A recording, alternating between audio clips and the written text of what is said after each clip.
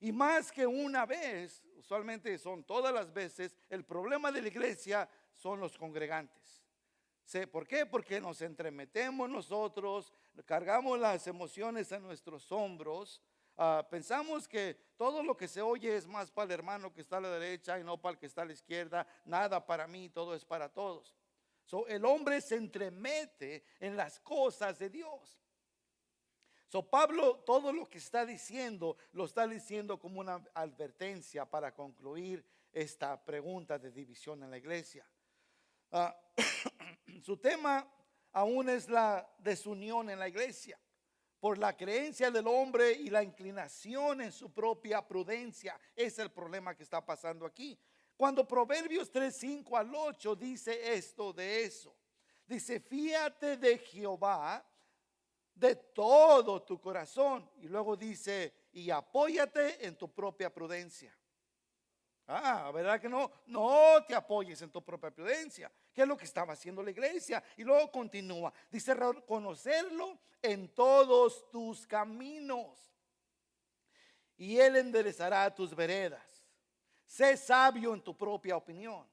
¿Verdad que no? Dice: no seas sabio en tu propia opinión. Teme a Jehová y apártate del mal, porque será medicina a tu cuerpo y refrigerio para los huesos. Hay varios puntos que cubrir en ese pasaje, pero entendemos a lo que estamos cubriendo es que el hombre se entremete en los planes de Dios, apoyándose en su propia prudencia, pensando que tiene mejor plan que Dios. Y eso es lo que está causando la división en la iglesia. Pablo nos da la clave para poder evitar este gran pecado que cometemos como iglesia.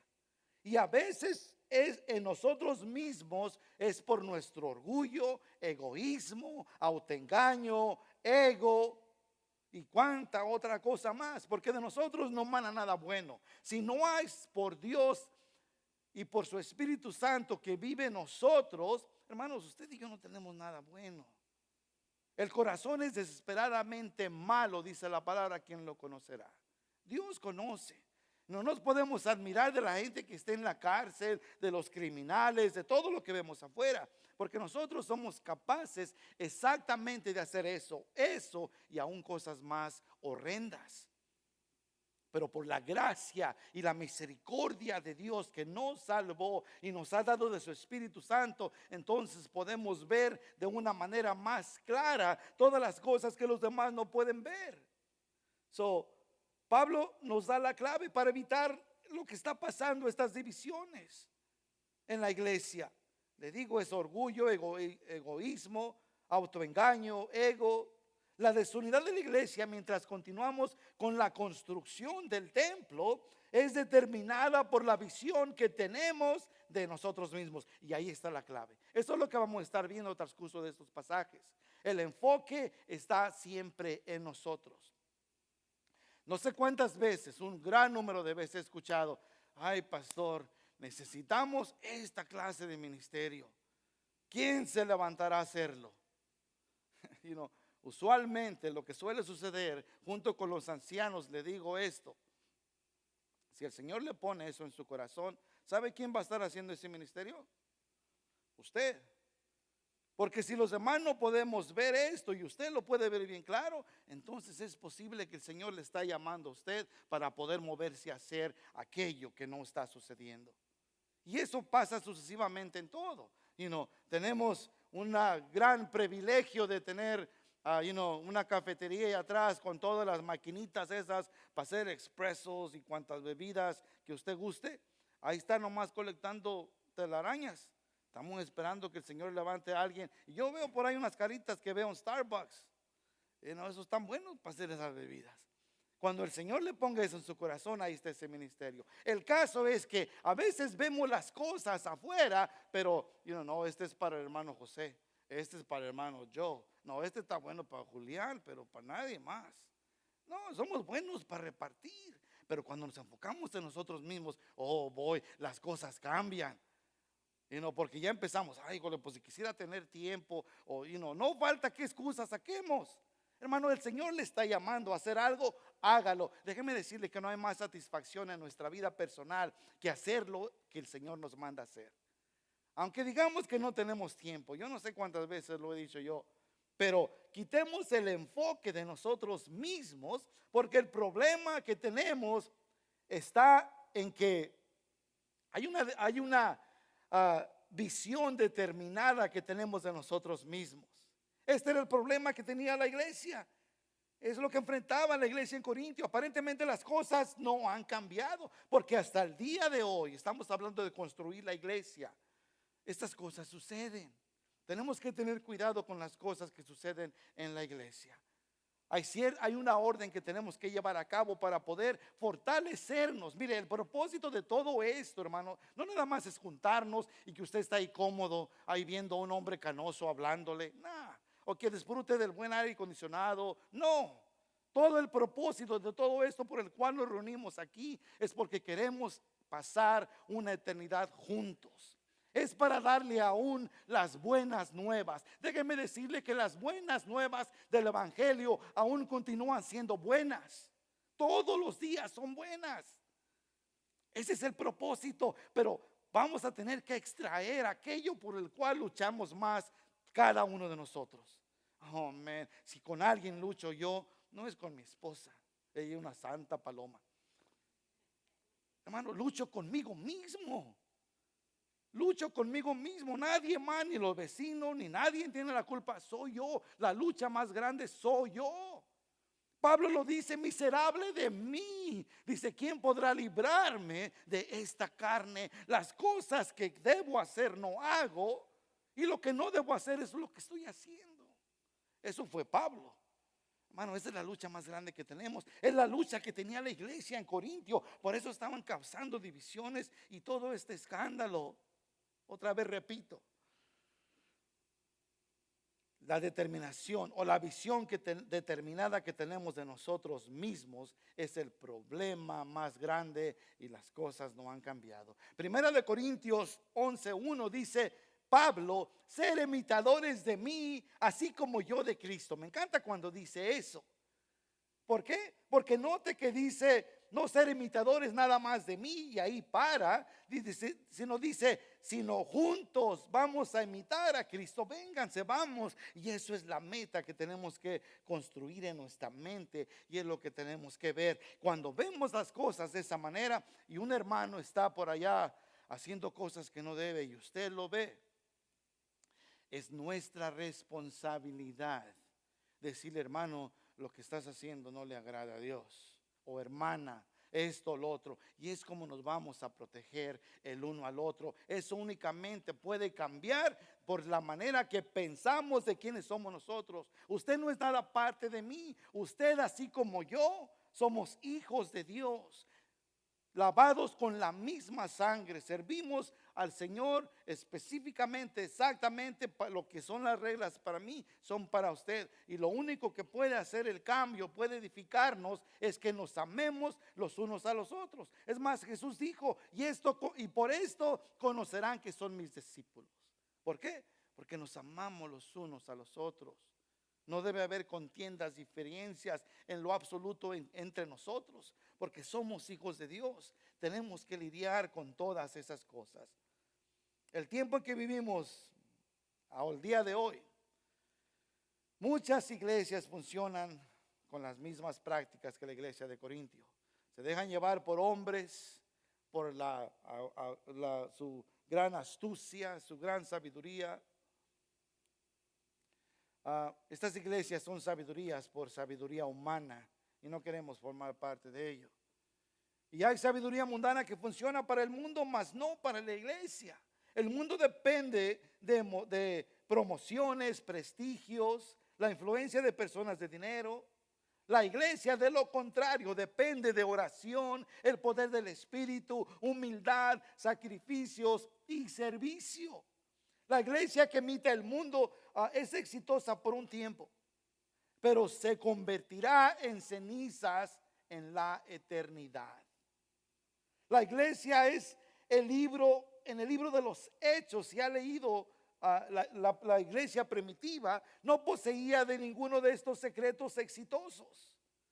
No eran dueños de su propia propiedad. no tenían influencia en el gobierno, no tenían tesoros. Sus líderes eran personas ordinarias, sin ninguna educación especial, en escuelas especiales o aceptables. No tenían competencias de asistencia, no trataban con celebridades. ¿Y qué pasó con esta iglesia? Voltearon el mundo al revés. Todo esto estoy diciendo porque se acuerda el problema que está pasando en la iglesia de Corintio. Empiezan a dividirse, como yo soy de Pedro, yo soy de Apolos, yo soy de Pablo y otros yo soy de Jesús. Están enfocándose en sí mismos y quieren determinar el éxito de la iglesia basado en el conocimiento humano. Y es el problema más grande que ha sucedido a la iglesia aún hasta el día de hoy. Estos hombres no tenían nada de eso y aún así voltearon el mundo al revés. Miren, no está en pantalla, pero Hechos 4:13 nos dice esto. Al ver la confianza de Pedro y de Juan y dándose cuenta de que eran hombres sin letras y sin preparación, se maravillaban y reconocían que ellos habían estado con Jesús. ¿Qué es lo que va a cambiar la iglesia? ¿Se da cuenta? Está la clave. Porque habían estado con Jesús. Esa es la clave de poder tener una iglesia exitosa, de poder vencer este orgullo que hay en el hombre que únicamente causa divisiones. No hay otra manera de deshacernos, es más, de todo lo que nos afecta en nuestra vida diaria. De aquel hombre con el cual yo lucho, la única manera de vencerlo no es de aún por estar aquí en la iglesia. Es porque paso tiempo con Jesús. De otra manera, nada va a cambiar en mi vida. Todo va a estar exactamente igual y se va a ir de peor en peor en peor. Dios tenía un plan perfecto para la iglesia local y cada pastor y líder debe buscar la mente de Dios por su propia sabiduría. ¿Por qué le digo esto? Porque ellos estaban diciendo, hoy nosotros somos de Apolos, que él es bien bueno para hablar. No podemos obtener lo que otro hombre tiene por asociación. El hecho de que yo me junte con un mecánico, no me voy a hacer mecánico. No puedo a formar parte de su vida por asociación. Tengo yo mismo que hacerlo por mí mismo. Pablo les quiere decir a los líderes eso exactamente, que cada pastor debe de buscar la mente de Dios para su propia sabiduría. Filipenses 2:12-13 dice, por tanto, amados míos, como siempre habéis obedecido, no como en mi presencia solamente, sino mucho más ahora en mi ausencia. Ocupaos en vuestra salvación con temor y temblor, porque Dios es el que en vosotros produce así el querer como el hacer por su buena voluntad. Pablo llega al final de su discurso sobre las tensiones que se daban en la iglesia de Corintio. Les recordó a los creyentes las riquezas espirituales que poseían, especialmente las que gozan en Cristo y en el Espíritu Santo. Ahora les advierte con severidad de que no deben creerse sabios en su propia opinión, pues esto es insensatez delante de Dios, más bien deberían estar del todo conscientes de sus posiciones y posesiones, que todo le pertenecía y le pertenece a Cristo. Dice en el versículo 18, nadie se engañe a sí mismo. Si alguno entre vosotros se cree sabio en este siglo, hágase ignorante para que llegue a ser sabio. Pablo quiere prevenir a sus lectores en contra del autoengaño, que es lo que Pablo afirma está ocurriendo en la iglesia de Corintio. Su intención es advertirles de que corren el peligro de apartarse de la verdadera enseñanza de la palabra de Dios. Tanto como Pablo, Santiago también amonesta una y otra vez diciendo a la iglesia, no os engañes a vosotros mismos. El engaño de la iglesia no es nada nuevo. Siempre el hombre se ha engañado a sí mismo porque confía en sí mismo. Cuando nos empezamos a desviar de la palabra de Dios y empezamos a hablar de doctrinas que no están en su palabra, ¿sabe qué sucede? Nos desviamos de la palabra. El desviarse de la palabra únicamente es temporáneo, porque con el tiempo la iglesia se va muriendo. Usted y yo espiritualmente nos vamos muriendo. Dice Pablo que tenemos que despertar a no engañarnos a nosotros mismos. Uno se engaña a sí mismo cuando trata de justificar sus pensamientos. ¿No le ha pasado eso? Sus palabras, sus acciones, rehusando admitir que está equivocado. Si se ha dado cuenta, lo más creo que yo en la vida de cada uno de nosotros, lo que Dios está buscando, David lo declara. ¿Se acuerda David cuando pecó con Betsabé y mató al esposo y buscó justificarse? Hermanos, yo no sé cuántas de nuestras veces nos hemos justificado nosotros, porque obviamente alguien tiene la razón y siempre pues soy yo, ¿quién no? Eso decimos cada uno de nosotros. No hay nada más hermoso que tener un corazón conforme al corazón de Dios. Ese fue David. Aún con todas las cosas que hizo, eso dice la palabra de él. Why? Si ese hombre cometió adulterio, fornicación, adulterio, mató a Urías, el esposo de la mujer, para poder justificarlo, porque la mujer salió embarazada. Y luego después que regresa a la iglesia delante de Dios como si nada hubiera pasado. ¿Y qué le dice el profeta? ¡Ey! Le da una historia. Y luego le echa la culpa a él. Dice, este hombre, dice David, después de que escucha su propia historia en los labios de alguien más, dice, este hombre debe morir. Dice el profeta, ese hombre eres tú. El caso es que, ¿qué es lo que le gusta a Dios cuando estamos enfocados en nosotros y que hay un orgullo que no nos deja quebrantarnos? David dice esto. Dice que sacrificios Dios jamás aceptará más, dice él. Mas un corazón contrito y humillado no lo rechazarás. ¿Qué pasa en nuestra vida para poder quitar el orgullo? Hermanos, déjeme decirle, yo ahorita le digo, usted no todo el tiempo está bien. Yo todo el tiempo no estoy bien. En luz de la palabra el Señor nos enseña. A veces, ¿sabe qué? Déjeme decirle que aunque parece que aunque nosotros creamos que estamos bien, el hacer las cosas conforme a la convicción del Espíritu Santo en nosotros, ¿sabe qué pasa? Pasan maravillas. Yo no sé cuántas veces, y usualmente cuando tenemos una discusión mi esposa y yo no tengo la culpa. Este es un juego, todo el tiempo tengo la culpa. Es una broma.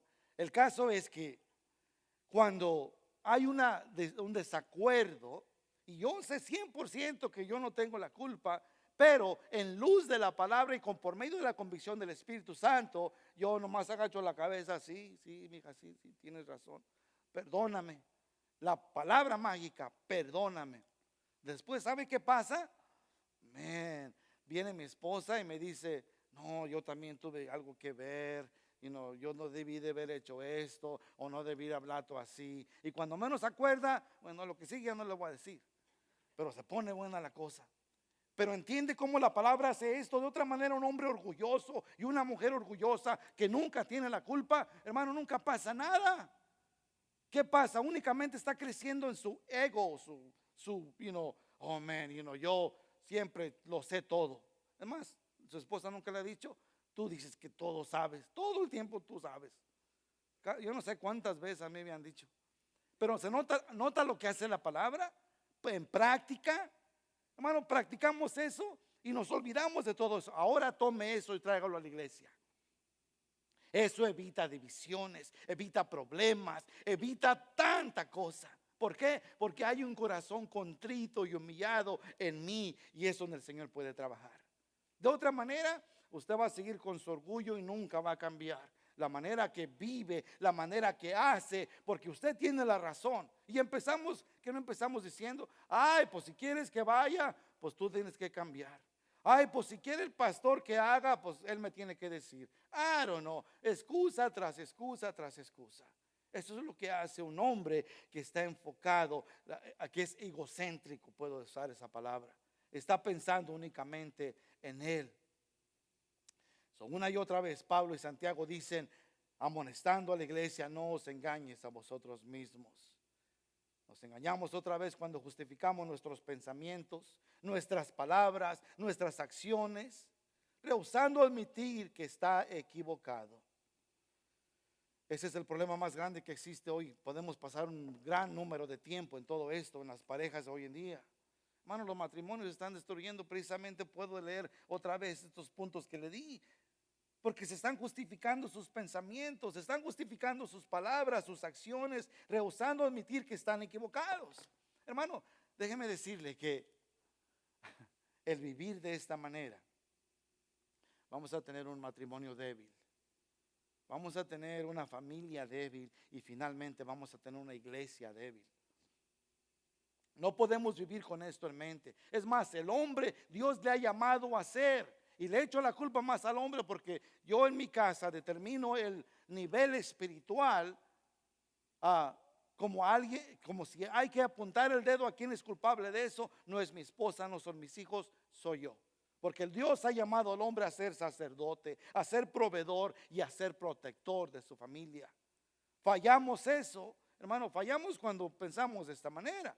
Mas sin embargo, si aplicamos la palabra de Dios a nosotros y entendemos que nosotros, para proteger a nuestra esposa, ¿quién tiene la culpa todo el tiempo? Soy yo. Alguien está mal, soy yo. Las cosas no están bien, es por mi culpa.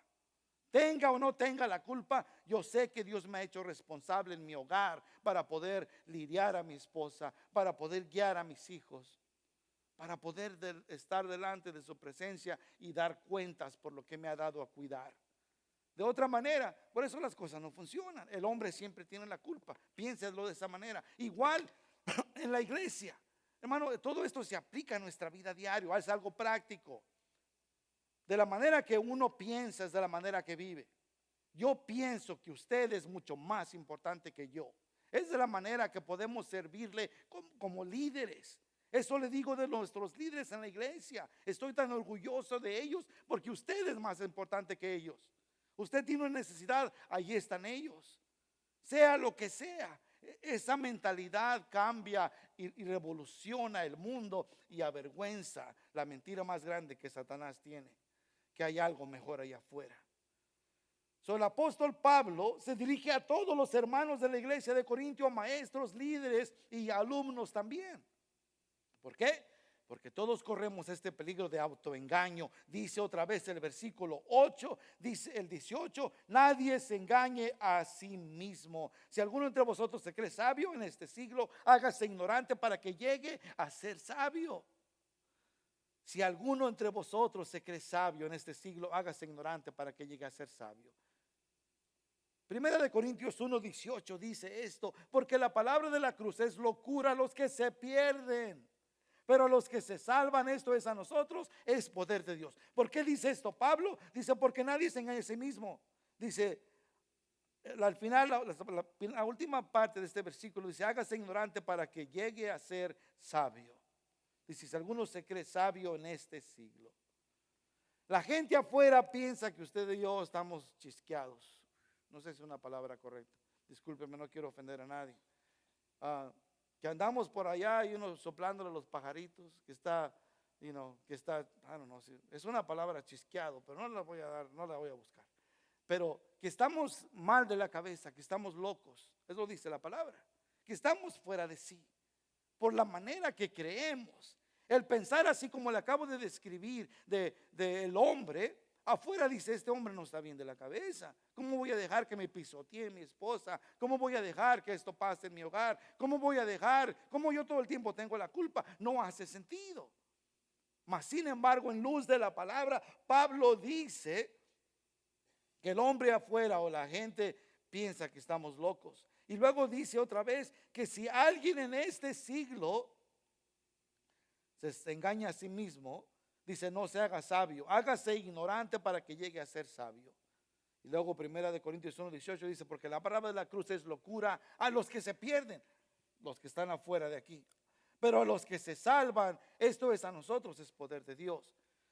La provisión de salvación por parte de Dios a través de la crucifixión de un Mesías parecía una locura según la sabiduría del mundo. Los romanos usaban la cruz como una forma humillante de ejecución, reservada solo para los peores criminales. La palabra les llama los insurrectos. Los griegos creían que los dioses operaban por encima de las limitaciones de las personas y nunca habían permitido que los trataran como trataron a Jesús. Los judíos consideraban la cruz como un castigo vergonzoso, incluso una maldición de Dios, conforme dice Deuteronomio 21:23, maldito aquel que muere en un madero. Eso es lo que pensaban. Cristo en sus momentos más grandes de debilidad, cuando estaba en la cruz, demuestra su sabiduría de lo que un ser humano nunca podrá alcanzar en sus momentos más exitosos y más fuertes.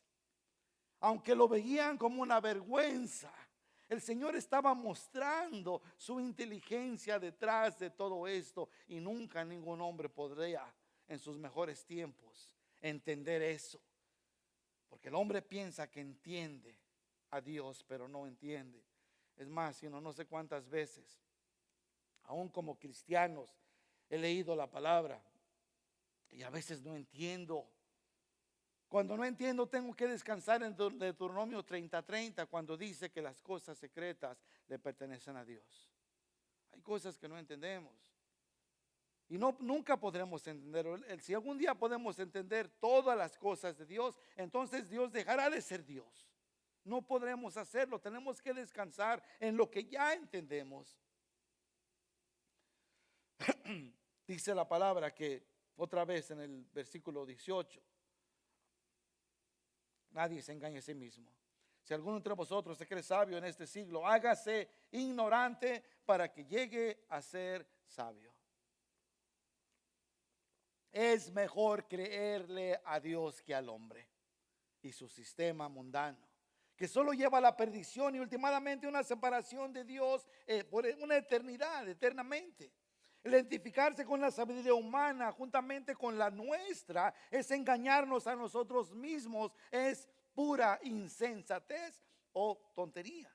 Me encanta lo que dice el comentario del Nuevo Testamento de esto. Dice, cito: la palabra de la cruz es una insensatez. Para los gentiles del tiempo de Pablo, el relato de la muerte de Cristo sobre una cruz fuera de la ciudad de Jerusalén era una tontería. Crucificaban a Jesús como un criminal o un esclavo degenerado, porque los romanos solo crucificaban a los desviados de esa calaña. Por tanto, el mensaje de la cruz que Pablo predicaba era una estupidez, dice el escritor, para los griegos. Pero el final de 1 Corintios 18 dice, para los que se están perdiendo. Y luego dice de esto, el participio presente, se están perdiendo, habla de una acción en proceso. Los que repudiaban el mensaje de Pablo lo consideraban una locura. Rechazar el mensaje es traer perdición irrevocable. No es que estén al borde de la perdición, sino que de hecho están perdidos ya. Y cierro la cita. Es exactamente lo que está pasando. El no creerle a Cristo y pensar que nosotros somos más sabios que Él, hermanos, trae un gran problema. Entonces la palabra le llama tontería. Estos hombres estaban descansando en su propio entendimiento, en su propia prudencia. Déjeme decirle que no hay nada más hermoso en nuestra vida que vivir una vida en total rendimiento al Señor y creer en su palabra por medio de su Espíritu Santo. Esto nos lleva a vivir una vida abundante. Jesús lo dijo en Juan 10:10. El diablo vino a robar, matar y destruir. Dice, mas yo he venido para que tengan vida y la tengan en abundancia. Creerle al Señor y es su palabra nos lleva a vivir una vida abundante y nos permite disfrutar de la paz de Dios, porque tenemos paz con Dios por su amor y comprensible por nosotros mismos. Segunda de Corintios 2, 15 al 16 dice esto. Perdón.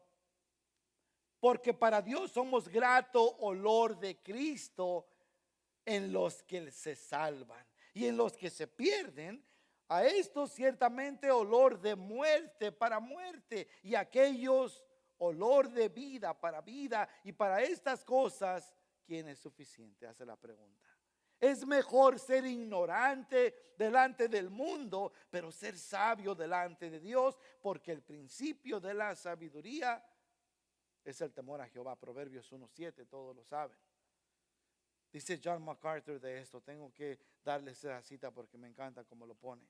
Dice: la sabiduría, cito, la sabiduría de este mundo es el producto de orgullo intelectual y es el enemigo de la revelación de Dios. Qué verdad tan clara. El creerse nosotros más sabios, pensar que sabemos más que Dios, es el primer error que pasa y que causa divisiones, no nada más en la iglesia, en su vida personal, en su matrimonio, en todo lo que hace en esta vida.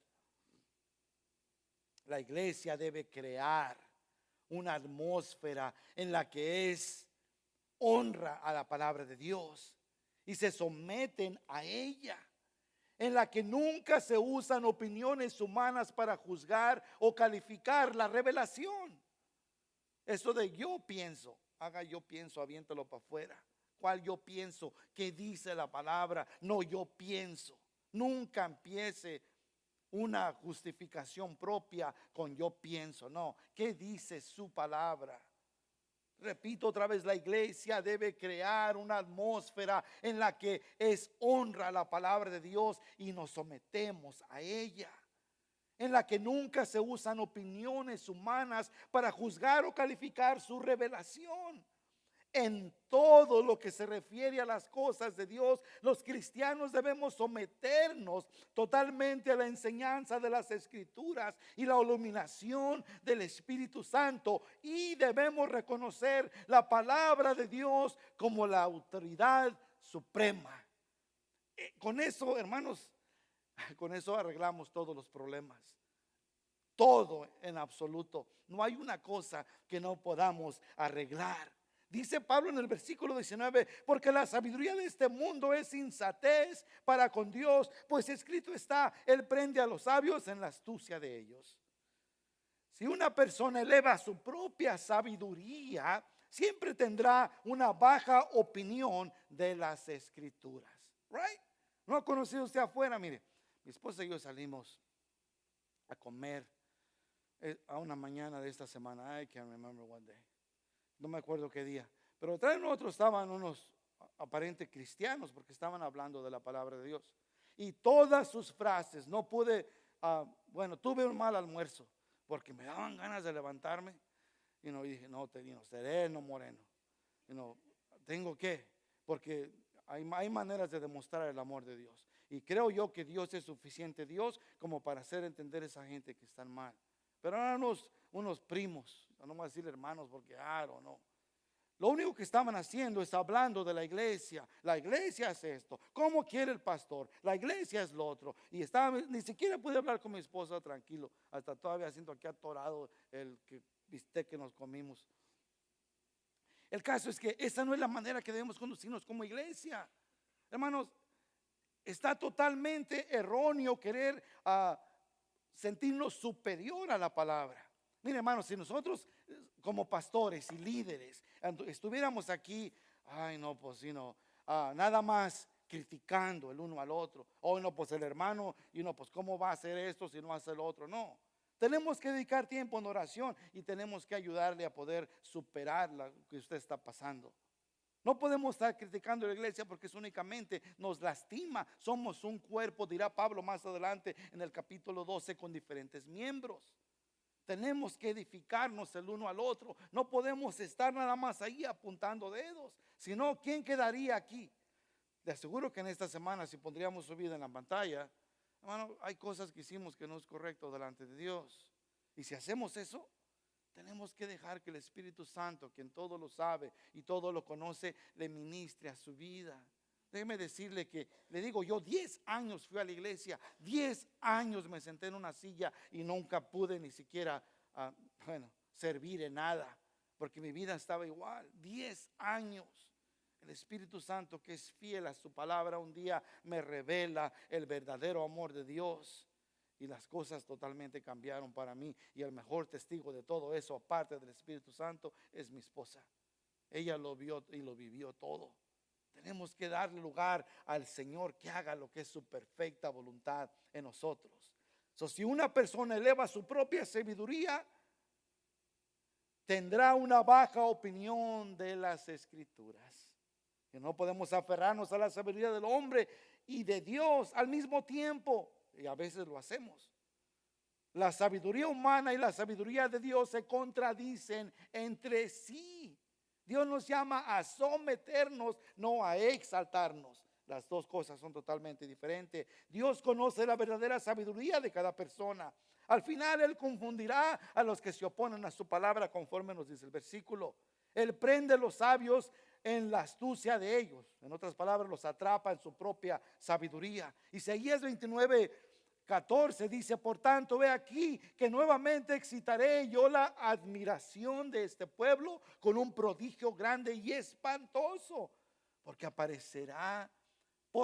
perecerá la sabiduría de los sabios y se desvanecerá la inteligencia de los entendidos. ¿Dónde termina un sabio? Si es conforme sabiduría propia, en el infierno. ¿Por qué? Porque fuera de la presencia de Dios se cree más que Dios. No debemos hacer eso. Versículo 20 al 23. Y otra vez, el Señor conoce los pensamientos de los sabios, que son vanos, así que ninguno se gloríe en los hombres, porque todo es vuestro, sea Pablo, sea Apolos, perdón, sea Cefas, sea el mundo, sea la vida, sea la muerte, sea lo presente, sea lo porvenir, todo es vuestro, y vosotros de Cristo y Cristo de Dios. Jeremías 9:24 dice esto: mas alabes en esto el que se hubiera de alabar, en entenderme y conocerme, dice Jehová, que yo soy Jehová, que hago misericordia, juicio y justicia en la tierra, porque estas cosas quiero, dice Jehová. La exhortación de Pablo es prohibirles a sus lectores jactarse de los logros humanos. Dios llena de bienes a su pueblo, y creo que todos lo hemos experimentado. Quienes al depender totalmente de Él son incapaces de gloriarse a sí mismos. Entendemos nuestras debilidades en Cristo. Yo no puedo decir algo que no soy. Yo entiendo que todo lo que Dios nos da le pertenece a Él. Pienso de esa manera cuando diezmo. Pienso de esa manera cuando ayudo, hago lo que sea en mi vida. Tengo que pensar de esa manera. Todo le pertenece a Dios y en cualquier momento lo puedo perder todo. Todo le pertenece a Él. Pablo les dice esto. Esa es su exhortación. Debemos reconocer que todo es de Dios, no del hombre. Él es quien gobierna el mundo y todo lo que hay en él. El salmista confiesa que toda la tierra y su plenitud le pertenecen a Dios en el Salmo 24:1. Por tanto, Él recibe todo honor y toda gloria. El pueblo de Dios debe ver la mano de Cristo en cada aspecto de la creación. Debe glorificarle por todo lo que ha creado y por sostenerlo constantemente con su poder. Pablo concluye diciendo que el mundo también es nuestro, que la vida es nuestra, que la muerte es nuestra, el presente y el futuro, dice, son de vosotros. Tengo que leerle una cita que encontré de Gordon D. Fee, y dice eso sobre esto, de estos elementos. Y estos los 5 elementos serían la vida, la muerte, lo presente, lo porvenir. Dice, todo es vuestro. Dice esto, cito: estos 5 elementos son los últimos principios que tiranizan la existencia humana. El ser humano vive una larga vida esclavizado a ellos. Pero Pablo afirma que todo pertenece a los creyentes porque no son esclavos, sino dueños. Y cierro la cita. Es una verdad, hermanos, tan grande. Gloria a Dios por sus promesas. El creyente puede apreciar más el mundo que el incrédulo. El incrédulo no puede, ni siquiera se detiene a ver a Dios en las cosas. Dice Romanos 8:17, y si hijos también herederos, herederos de Dios y coherederos con Cristo, si es que padecemos juntamente con Él, para que juntamente con Él seamos glorificados. Dice 1 Corintios 3:16, no sabéis que sois templo de Dios y que el Espíritu de Dios mora en vosotros. Tenemos que entender esto. Entendiendo eso, hermano, cancela todo lo demás. Mientras pasa nuestro grupo de alabanza, vamos a orar. Y si hay algún orgullo en nosotros, déjeme decirle que Dios es fiel a su palabra. No concluye nada más con esto. Hay una acción de su parte y de la mía. ¿Qué tenemos que hacer? Ok, great. Hay un orgullo en mí, ¿qué hago con él? Eso estorba en mi familia, estorba en mi matrimonio, estorba en mi trabajo, estorba en todo lo que hago en la vida. ¿Qué tenemos que hacer con eso? Tenemos que echarlo fuera. Y aquello que Dios no perdona es aquello que no es confesado.